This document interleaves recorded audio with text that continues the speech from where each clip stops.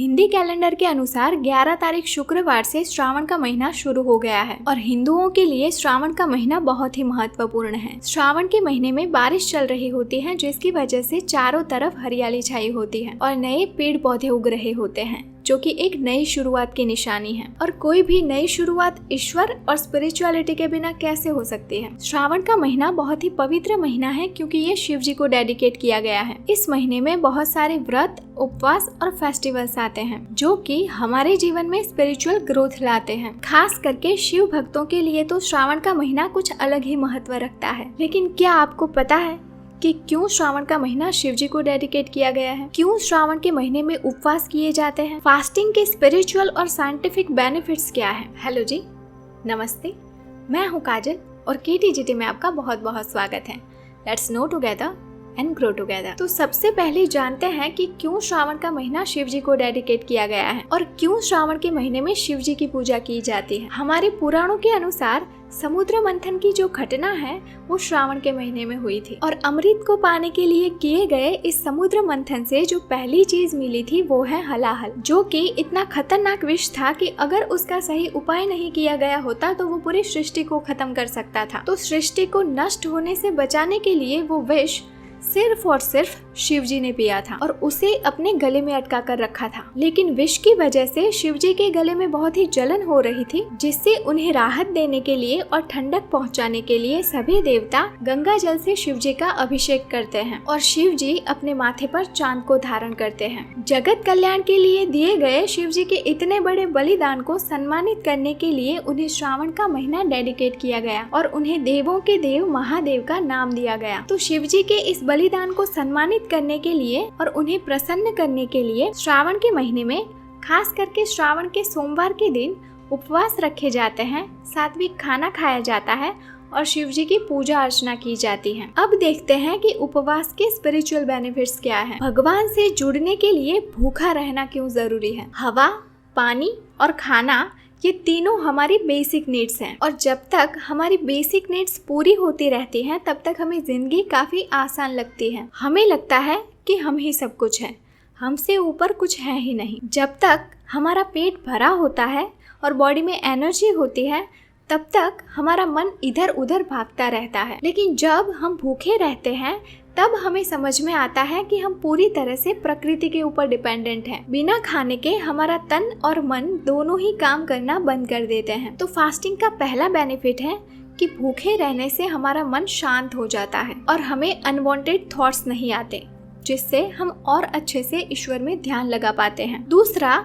जब हम ज्यादा समय तक भूखे रहने के बाद खाना खाते हैं तब हमें खाने की असली वैल्यू समझ में आती है। हम बहुत ही ग्रेटफुल फील करते हैं ईश्वर के प्रति और उन लोगों के प्रति जो हम तक खाना पहुंचा रहे हैं। तीसरा, फास्टिंग से आप नॉर्मल लाइफ से थोड़ा सा डिटैच्ड फील करते हैं, जिससे आप अपने इंट्यूशन को और ईश्वर के मैसेजेस को ज्यादा क्लैरिटी के साथ समझ सकते हैं। फोर्थ, फास्टिंग आपकी लाइफ में डिसिप्लिन और कंट्रोल लेकर आता है, क्योंकि ये एक प्रैक्टिस है अपने मन और शरीर को कंट्रोल करने की और अपना विल पावर बढ़ाने की। और ये प्रैक्टिस आपको लाइफ के और एरियाज में भी हेल्पफुल हो सकती है, जैसे कि उन लोगों से या चीजों से दूर रहना जो आपके लिए ठीक नहीं है, या फिर स्पेसिफिक टास्क को स्पेसिफिक टाइम पर कंप्लीट करना। एंड लास्ट, फास्टिंग के साथ की गई प्रेयर्स ईश्वर तक जल्दी पहुंचती हैं, क्योंकि वो शांत मन से की गई होती हैं। जितना ज्यादा कंसंट्रेशन के साथ आप प्रेयर करते हैं उतना जल्दी आप ईश्वर से कनेक्शन बना पाते हैं। अब देखते हैं फास्टिंग के साइंटिफिक बेनिफिट्स। लेकिन उससे पहले मैं आपका ध्यान एक इम्पोर्टेंट चीज पर दौड़ना चाहूंगी। श्रावण का महीना जो है वो मानसून के सीजन में आता है और हमारे सबसे ज्यादा फास्ट मानसून के सीजन में ही आते हैं। मानसून के दरमियान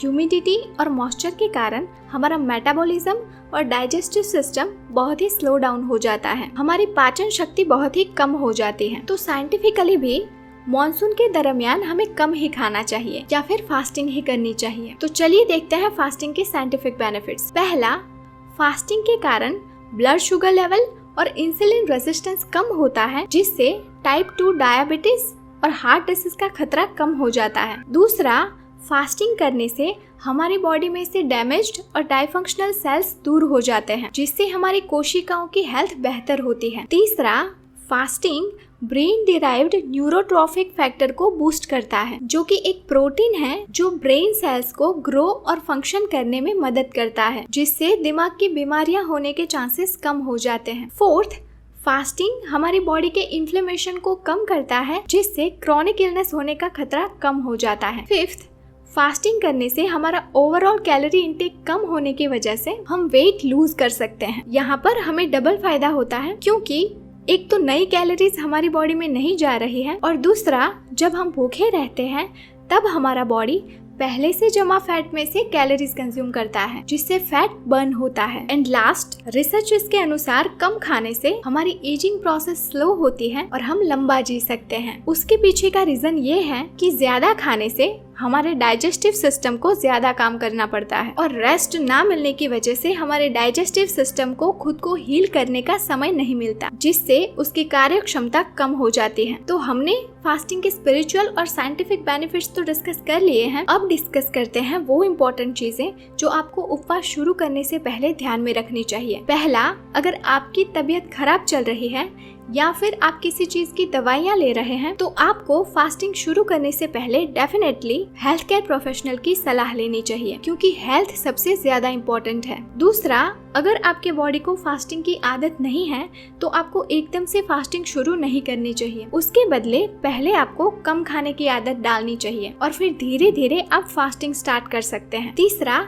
listen to your body. Fasting से आपके बॉडी पर क्या असर होता है उस पर ध्यान दें। अगर आपको फास्टिंग की वजह से बहुत ज्यादा डिस्कम्फर्ट हो रहा है, जैसे कि सर दर्द, चक्कर आना, लो ब्लड शुगर, तो आप वही करिए जो आपके बॉडी को सूट करता है। फोर्थ, फास्टिंग के दरमियान आपको पानी प्रॉपरली पीना चाहिए ताकि आपको डिहाइड्रेशन ना हो जाए। एंड लास्ट, जब आप फास्टिंग नहीं कर रहे हैं तब आपको हेल्दी, बैलेंस्ड और न्यूट्रिशियस खाना खाना चाहिए, ताकि जब आप फास्टिंग करें तब आपके बॉडी में विटामिन्स की कमी ना हो। तो बहुत ही प्रेम और भक्ति के साथ शिव जी के इस पवित्र श्रावण महीने को सेलिब्रेट कीजिए। अगर आप उपवास रखना चाहते हैं तो रखिए, वरना कुछ ऐसी एक्टिविटीज तो जरूर करिए जो आपको लगता है कि आपके जीवन में स्पिरिचुअलिटी, बैलेंस और शिव जी के आशीर्वाद लेकर आ सकती हैं। तो शिव जी आपकी प्रेयर्स को स्वीकार करें और आप पर अपनी कृपा बनाए रखें। ऐसी शुभकामनाओं के साथ ये वीडियो यहीं पर ख़त्म करते हैं। अगर आपको ये वीडियो हेल्पफुल लगी हो तो इसे लाइक और शेयर ज़रूर कीजिए, और ऐसे ही और वीडियोस देखने के लिए अभी इस चैनल को सब्सक्राइब कर लीजिए